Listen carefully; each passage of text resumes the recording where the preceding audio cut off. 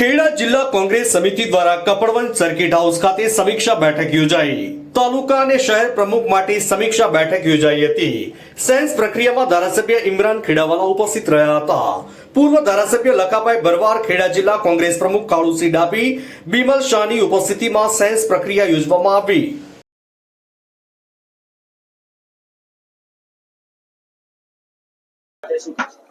हमारा सम्मानीय नेता राहुल जी जे प्रमाणे समग्र गुजरातना अंदर જ્યારે તાલુકા અને જિલ્લા પ્રમુખોની નિમણૂક કરવાની છે ત્યારે કમિટીઓ બનાવીને અલગ અલગ કમિટીઓ તરફથી દરેક લોકોને મોકલ્યા છે।